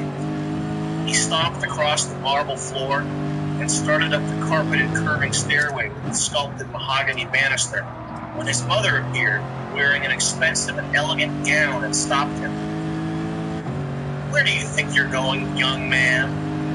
The words young man were emphasized so as to be electric, and they made Billy get butterflies in the stomach and think of stockings. "I'm going to my room. There's nothing in this world for me, so I may as well die," Billy replied, 100% serious. "Not so fast. You've got quite a bit of homework waiting for you in the den." Homework, said Mother. "What? I've already got all my homework from school," objected Billy. "Well, I special ordered more from you from the website, but it's arrived. Better get to it before it gets too late." Billy slumped to the floor in agony. His skin felt like it was on fire and covered in ice. He looked at his Breitling Chronomat 44. It was already after midnight. Somehow he had blown the entire day, and for a moment he racked his brain trying to imagine how.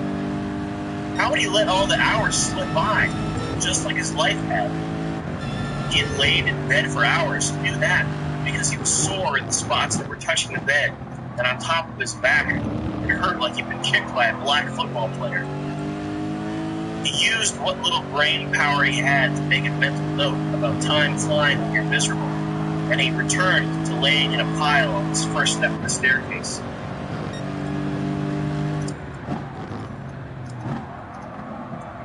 His mother, with eternal patience, watched Billy, her arms folded across her big chest. "Tisk, tisk. Now you go in that room and get to doing your homework, and I'd like to see some enthusiasm. I want you to enjoy this, because I sure am," Mother said. Billy picked himself up somehow. Picking himself up from his own funeral pyre of self-pity was the hardest thing Billy had ever done or will ever do.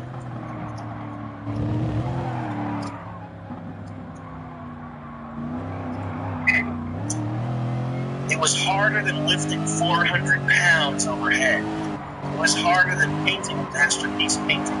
It was harder than a lifetime of work necessary to appreciate fine living and enjoy things like fine cigars and pipes and Ferraris.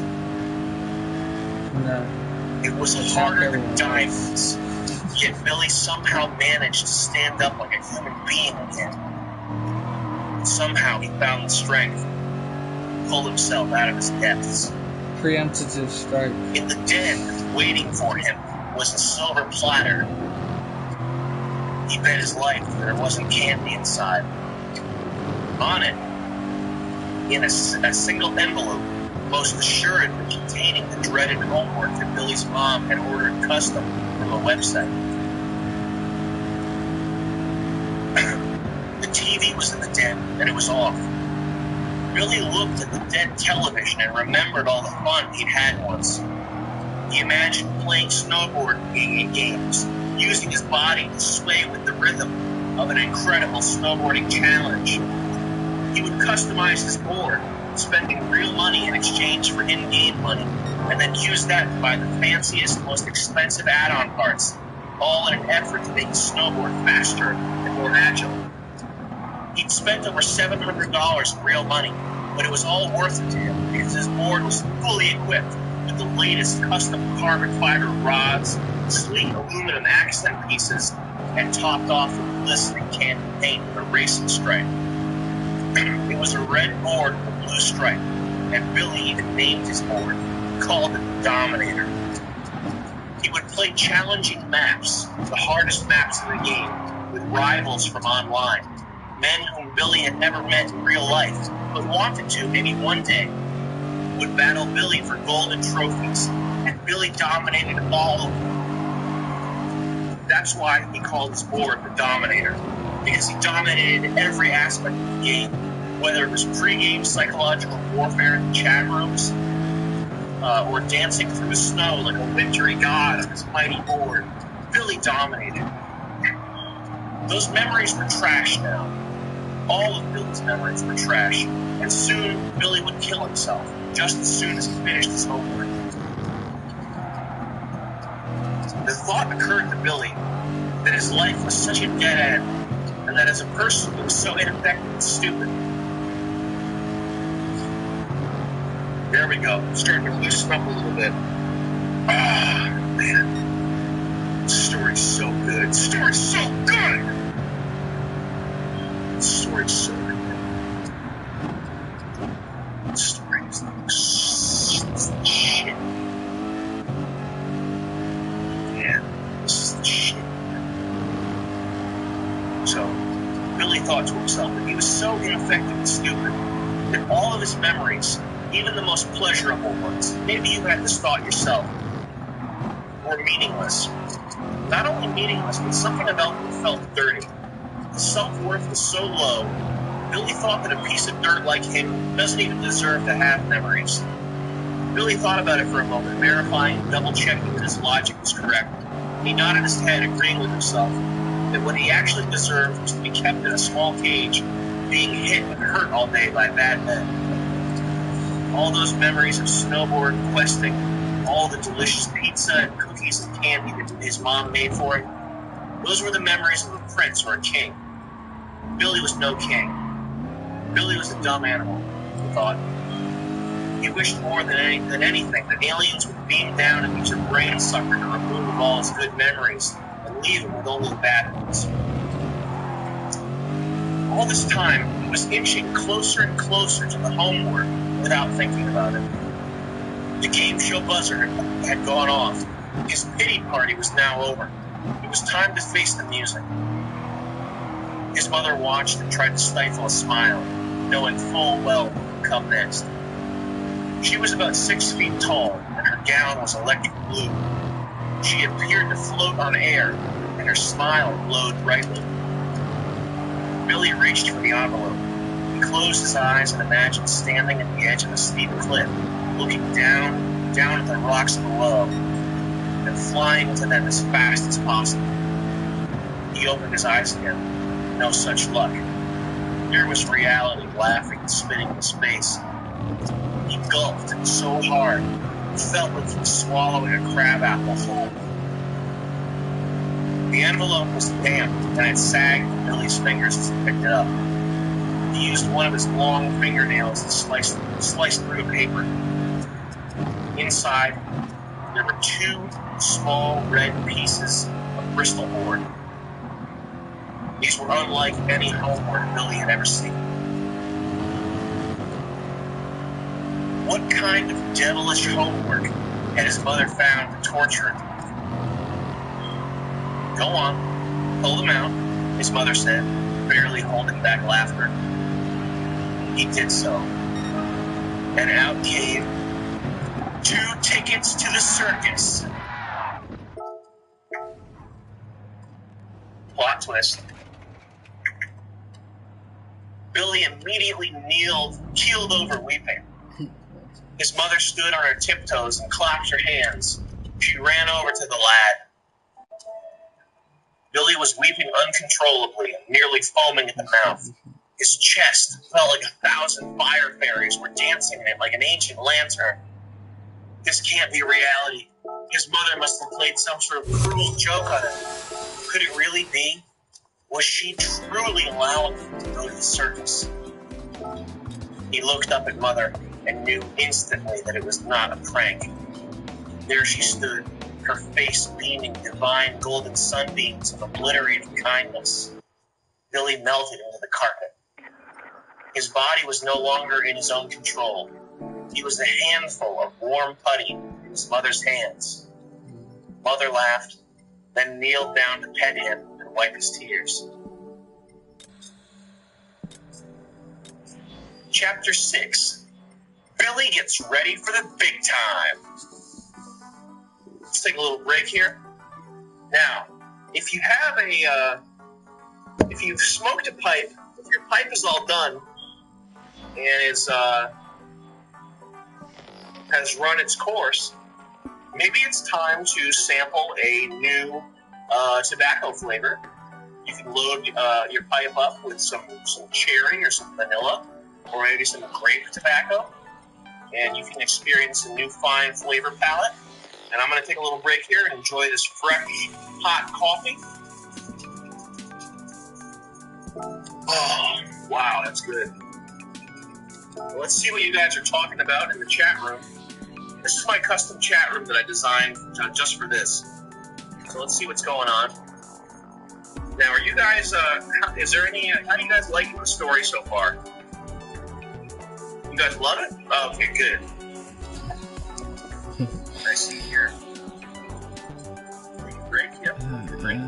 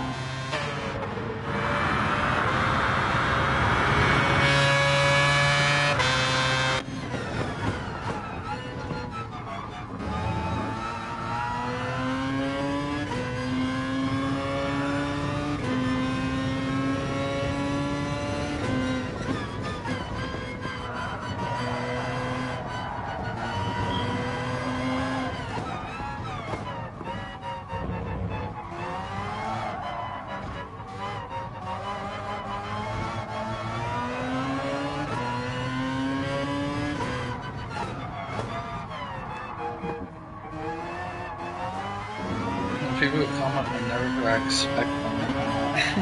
Like, I really expect it.